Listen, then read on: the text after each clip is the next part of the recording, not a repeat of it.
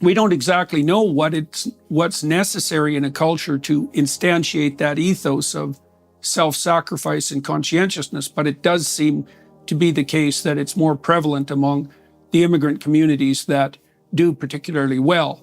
Would you say that this, the issue I just raised with the marriage rates, intact families, I mean, how much do you think that plays into it? Even like that's a big part of raising kids to be conscientious, is they have to, I would think, have a mother and father in the home who are focused on, instilling that in them. And in the Black community, the rates of fatherless out of wedlock births are, it's like 70, 80%, especially in the inner city. It's just this catastrophic, like apocalyptic type numbers.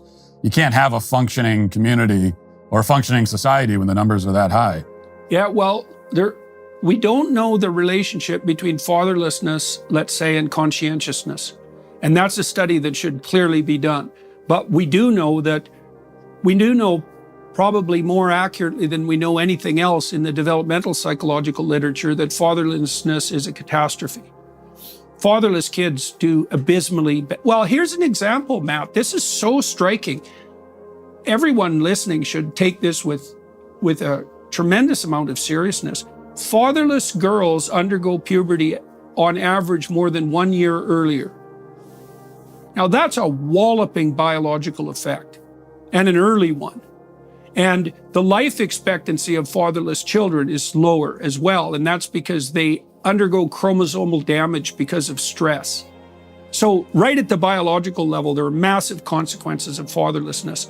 And probably, having a father is an example of your father, if he sticks around, provides an example of long-term, other-focused commitment across all the ups and downs of life, right? If you have a father who hangs in there, if your parents are honest, you see them contending with each other, wrestling with each other, fighting with each other as they try to sort out the complex problems of life. There's lots of tragedies that a married couple goes through, lots of difficulties, and the example of committed monogamy shows people that it's possible to make a voluntary bond, a contract or a covenant that extends across decades, regardless of the difficulties that life throws your way. And you commented on the accelerating rates of fatherlessness in the Black community, and that is a complete bloody catastrophe. And here's, I think, the explanation for it, Matt. You tell me what you think about this. So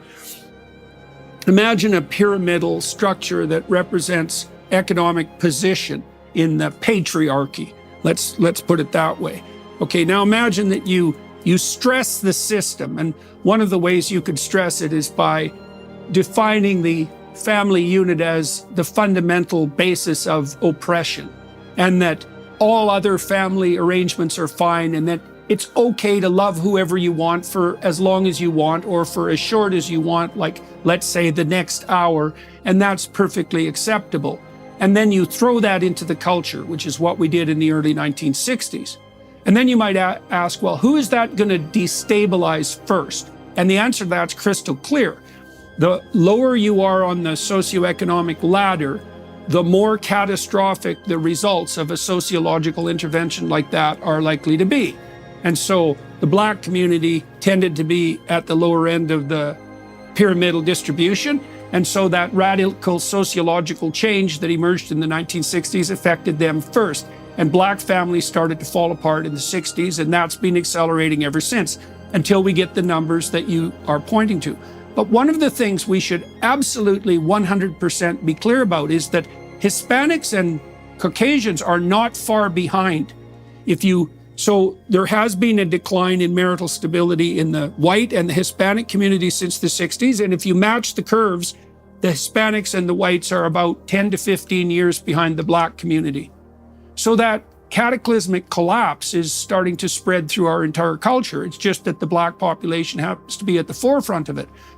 And we know perfectly well that fatherlessness, apart from the biological effects, early puberty for girls, why do girls hit puberty early if they don't have a father around? Well, how about so they become sexually attractive earlier so that a man shows up? How about that for a theory, which seems to be precisely the explanation. And so that's not exactly so good, because probably it's not that good to throw yourself into a sexual relationship when you're still psychologically a child, despite the fact that you might be physically mature. So that's quite the catastrophe. And fatherless boys are much more likely to be in prison. They're much more likely to drop out of school. They're much less likely to attain gainful employment. They're much less likely to be reliable marital partners. And so it's a cascading effect. It's a complete bloody catastrophe. And even the conservatives have been stupid about this. You know, I talked to a conservative leader the other day, and I asked him about families, and he said, well, you know, as long as two people love each other. And I think, no, I don't think so.